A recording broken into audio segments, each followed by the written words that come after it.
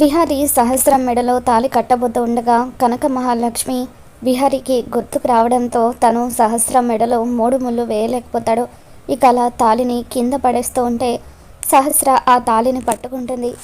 ఏమైంది బావా, తాళి కట్టు అని చెప్పి సహస్ర ఏడుస్తూ విహారీని అడుగుతూ ఉంటే అప్పుడు పద్మాక్షి, ఏ విహారీ ఏమైంది, తాళి కట్టు అని చెప్పి అంటూ ఉంటుంది. నాన్న విహారీ, ఏమైంది నాన్న, ఎందుకు తాళిని కట్టకుండా అలా పడేశామని చెప్పి యమున అంటూ ఉంటుంది. విహారీ వాళ్ళ నానమ్మ తాతయ్య వీళ్ళందరూ కూడా విహారీ వైపు షాకింగ్గా చూస్తూ ఉంటారు. నేను ఈ పెళ్ళి చేసుకోలేనమ్మా అని చెప్పి విహారీ యమునకి చెప్పేస్తాడు. దాంతో పద్మాక్షి, ఏంటి విహారీ ఆటలుగా ఉందా, ఇక్కడి వరకు వచ్చిన తర్వాత ఇప్పుడు నా కూతుర్ని పెళ్లి చేసుకొని అంటున్నావేంటి, మరి నాకు ఇచ్చిన మాట సంగతి ఏంటి అని చెప్పి పద్మాక్షి అంటూ ఉంటుంది. నువ్వు ఉండొదిన, విహారీతో నేను మాట్లాడతాను అని చెప్పి యమున విహారీ దగ్గరికి వచ్చి, నానా విహారీ, జోకులు వేయడానికి ఇది కరెక్ట్ టైం కాదు, మర్యాదగా సహస్ర మెడలో తాళి కట్టు అని చెప్పి అంటూ ఉంటే, లేదమ్మా నేను నిజంగానే చెబుతున్నాను, ఈ పెళ్ళి నేను చేసుకోలేను అని చెప్పి విహారీ అంటూ ఉంటాడు. దాంతో యమున విహారీ చెంప పగలగొట్టి, అసలు నీకు పెళ్లి చేసుకునే ఉద్దేశం లేకపోతే మరి ఇక్కడి వరకు వచ్చే వరకు ఏం చేశావో, ఎందుకు మాలో లేనిపోని ఆశలు కల్పించావో, పాపం సహస్ర నిన్ను పెళ్లి చేసుకోవాలని ఎప్పటి నుండో కలలు కంటుంది, అటువంటి సహస్రను ఎందుకు ఇంత బాధకు గురి చేశావని చెప్పి యమున విహారిని ప్రశ్నిస్తూ ఉంటుంది. సహస్రాన్ని పెళ్లి చేసుకుని 2 కుటుంబాలను ఒకటి చేస్తానని నువ్వు మా అందరికీ మాటిచ్చావు, అలాగే మీ నాన్నగారు కూడా సహస్రకి నీకు పెళ్లి జరిపిస్తానని తన అక్కకు మాటిచ్చారు. ఇప్పుడు నువ్వు మాట తప్పడం వల్ల నీకు మాత్రమే కాదు మీ నాన్నగారికి కూడా చెడ్డ పేరు వస్తుంది, ఎందుకు ఇలా చేశావు, నువ్వు ఈరోజు నిజం చెప్పి తీరాల్సిందే విహారీ, లేకపోతే నేను చచ్చినంత ఒట్టు అని చెప్పి యమున అంటూ ఉంటుంది. దాంతో విహారీ, నీ ప్రతి ప్రశ్నకు కూడా నా దగ్గర సమాధానం ఉందమ్మా, నేను ఈ పెళ్ళి ఎందుకు చేసుకోని అంటున్నానంటే అని చెప్పి విహారీ లక్ష్మికి తనకు పెళ్ళైందన్న నిజాన్ని బయట పెట్టబోతూ ఉంటాడు. దాంతో సహస్ర, ఇప్పుడు బావ లక్ష్మికి తనకు పెళ్ళైందన్న నిజాన్ని బయట పెడితే ఇక బావ ఎప్పటికీ నన్ను పెళ్లి చేసుకోడు, ఇంకా నేను బతికుండి ఏం ఉపయోగం అని చెప్పి సహస్ర ఏడుస్తూ ఆత్మహత్య చేసుకుందామని చెప్పి ఒక గదిలోకి వెళ్ళి తలుపులు వేసుకుంటుంది. దాంతో అందరూ కూడా కంగారు పడుతూ ఉంటారు. విహారీ సహస్ర వెనకాలే పరుగులు తీస్తాడు.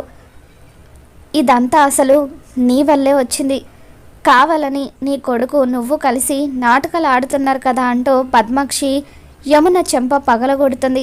అది కాదు వదిన, ఒక్కసారి నేను చెప్పేది విను, విహారీ ఎందుకు ఇలా చేస్తున్నాడో నాకు కూడా అర్థం కావడం లేదు, నాకు ఒక 5 నిమిషాలు టైం ఇవ్వు, విహారీని నేను పెళ్ళికి ఒప్పిస్తాను అని చెప్పి యమున అంటూ ఉంటే, ఇంకా ఆపవే నీ నంగనాచి వేషాలు, వాడు ఈ పెళ్ళి చేసుకోనని చెప్తున్నాడు కదా, మరి ఇంకా నువ్వు ఏ రకంగా వాడిని ఒప్పిద్దాం అనుకుంటున్నావని చెప్పి పద్మాక్షి, మీ వల్ల నా కూతురి జీవితం నాశనమైంది కదా, పీటల మీద 3 సార్లు దాన్ని పెళ్ళి ఆగిపోయింది, ఇలా అయితే దానికి ఈ జన్మకు పెళ్ళవుతుందా అని చెప్పి పద్మాక్షి యమున 2 చెంపలు కూడా వాయిస్తూ ఉంటుంది.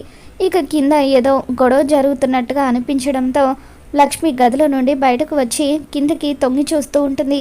అలా లక్ష్మి చూసేసరికి యమునని పద్మాక్షి కొట్టడం చూసి పరుగున వచ్చి, అమ్మ యమునమ్మ గారిని ఎందుకు కొడుతున్నారమ్మా, దయచేసి అమ్మగారిని కొట్టకండి అని చెప్పి అంటూ ఉంటే మధ్యలో నువ్వేంటే అంటూ పద్మాక్షి లక్ష్మి చెంప కూడా పగలగొడుతుంది.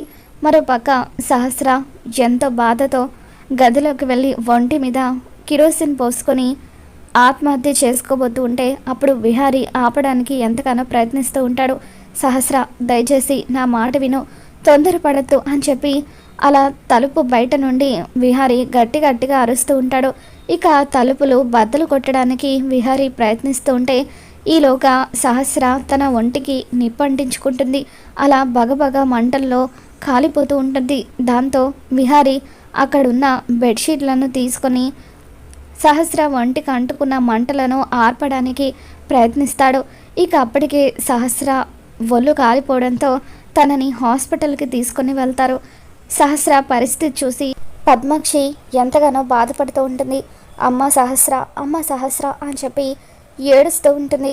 పొరపాటున నా కూతురికి ఏమైనా అవ్వాలి, మీ అందరి అంతు చూస్తాను అని చెప్పి పద్మాక్షి యమునకు, విహారికి వీళ్ళందరికీ కూడా వార్నింగ్ ఇస్తుంది. హాస్పిటల్లో సహస్ర కండిషన్ చాలా సీరియస్గా ఉంటుంది. డాక్టర్ బయటకు వచ్చిన తర్వాత డాక్టర్ ఇప్పుడు సహస్రకి ఎలా ఉందని చెప్పి విహారీ వాళ్ళు అడుగుతూ ఉండడంతో 70% పైగా తన ఒళ్ళు కాలిపోయింది, తన బతకడం చాలా కష్టం, మా ప్రయత్నం మేము చేస్తున్నామని చెప్పి డాక్టర్ చెప్పడంతో ప్లీజ్ డాక్టర్ ఎలాగైనా సరే తనని బతికించండి అని చెప్పి విహారీ అంటూ ఉంటాడు. పద్మాక్షి కూడా ఎంత ఖర్చైనా పర్వాలేదు డాక్టర్, నా కూతురు బతకాలి, ఒక్కగానొక్క కూతురు డాక్టర్, ప్లీజ్ డాక్టర్ ఎలాగైనా సరే తనని బతికించండి అని చెప్పి పద్మాక్షి కూడా ఎంతగానో ఏడుస్తూ ఉంటుంది. వదిన ఊరుకో వదిన, సహస్రకు ఏమీ కాదు అని చెప్పి యమున ఓదారుస్తూ ఉంటే యమునని పక్కకు తోసేసి అసలు ఇదంతా మీ వల్లే కదా, అది పెళ్లి మీద ఎన్నో ఆశలు పెట్టుకుంది, చివరకు విహారీ ఈ విధంగా చేసేసరికి తట్టుకోలేక అది ఆత్మహత్య చేసుకోబోయింది అని చెప్పి పద్మాక్షి ఏడుస్తూ ఉంటుంది. ఇక ఇంతలో డాక్టర్ వచ్చి పద్మాక్షితో పేషెంట్ వాళ్ళ మదర్ మీరే కదండి, పేషెంట్ మీతో ఒకసారి మాట్లాడాలంటున్నారు అని చెప్పి అంటూ ఉంటే పద్మాక్షి లోపలికి వస్తుంది. అప్పుడు సహస్ర పద్మాక్షితో మాట్లాడుతూ మమ్మీ నేను ఎక్కువసేపు బతకనని నాకు తెలుస్తుంది, అందుకే నీతో ఒక విషయం చెప్పాలని పిలిచాను అని అంటూ ఉంటే బేబీ వద్దు అలా మాట్లాడద్దు, నీకు ఏమీ కాదు అని చెప్పి పద్మాక్షి అంటూ ఉంటుంది. లేదు మమ్మీ నాకు తెలుస్తుంది, నేను ఇంకా ఎక్కువసేపు బతకను, బావని పెళ్లి చేసుకొని సంతోషంగా జీవితం గడపాలని నేను ఎంతగానో ఆశపడ్డాను, కానీ ఆ ఆశ తీరకుండానే చనిపోతానని అస్సలు అనుకోలేదు మమ్మీ. బావ నన్ను పెళ్లి చేసుకోకపోవడానికి కారణం ఏంటో తెలుసా, లక్ష్మికి బావకు ఇదివరకే పెళ్ళైపోయింది అని చెప్పి సహస్ర అంటూ ఉంటుంది. ఏంటి సహస్ర నువ్వు అనేది, లక్ష్మి భర్త విహారినా అని చెప్పి పద్మాక్షి షాక్ అవుతూ ఉంటుంది.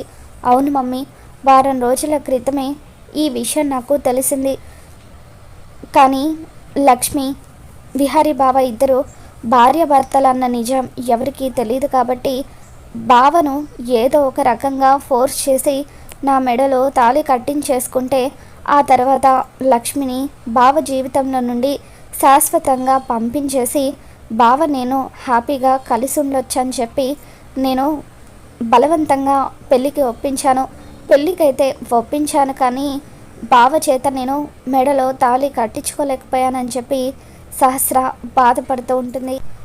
తాళి కట్టే చివరి నిమిషంలో బిహారీ బావ ఆ లక్ష్మి కోసమే తాళి కట్టకుండా వదిలేశాడు. ఆ లక్ష్మి వల్లే ఈరోజు బావతో నా పెళ్ళి ఆగిపోయింది, ఆ లక్ష్మిని అస్సలు వదలొద్దు మమ్మీ అని చెప్పి సహస్ర అంటూ ఉంటే లేదు బేబీ అస్సలు విడిచిపెట్టను, నిన్ను బాధ పెట్టిన క్షోభ పెట్టిన ఆ లక్ష్మిని నేను ఎప్పటికీ విడిచిపెట్టను అని చెప్పి పద్మాక్షి అంటూ ఉంటుంది. తర్వాత సహస్ర నేను నీ కడుపును పుట్టినందుకు ఎంతగానో ఆనందపడుతున్నాను, కానీ ఇలా మధ్యలోనే మిమ్మల్ని వదిలేసి వెళ్తున్నందుకు సారీ మమ్మీ, వచ్చే జన్మ అంటూ ఉంటే నేను నీ కడుపునే పుడతాను అని చెప్పి అలా పద్మాక్షికి చెప్పాల్సిందంతా చెప్పేసి సహస్ర ఒక్కసారిగా కన్ను మూస్తుంది.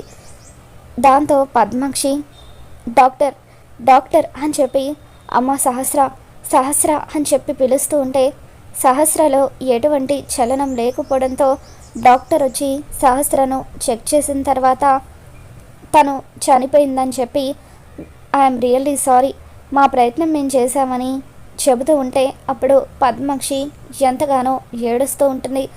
తర్వాత విహారీ లక్ష్మి వాళ్ళ దగ్గరికి వచ్చి విహారీ చెంప లక్ష్మి చెంప పగలగొడుతుంది. ఈరోజు నా కూతురు చనిపోవడానికి కారణం మీ ఇద్దరే, మీ ఇద్దరు ఎప్పుడో పెళ్లి చేసుకొని నా కూతురికి ద్రోహం చేశారు, అది చనిపోయే చివరి నిమిషం వరకు కూడా నాకన్నా వాళ్ళ నాన్నకన్నా విహారీ గురించే ఎక్కువ ఆలోచించింది, అది విహారీని అంతలా ప్రేమించింది, కానీ మీ ఇద్దరూ కలిసి దాని బతుకుని నాశనం చేశారు, నిండు నూరేళ్ళు బతకాల్సిన నా కూతుర్ని ఇలా అర్ధాంతరంగా చంపేశారు, మిమ్మల్ని ఎట్టి పరిస్థితుల్లోనూ విడిచిపెట్టను, మీ అంతు చూస్తాను అని చెప్పి పద్మాక్షి బోరుమని ఏడుస్తూ ఉంటుంది. మరి రాబోతున్న ఎపిసోడ్లో ఏం జరగబోతుందో మళ్ళీ మన ఛానల్లో తెలుసుకుందాం. ఈ వీడియో మీకు నచ్చినట్లయితే తప్పకుండా లైక్ చేయండి.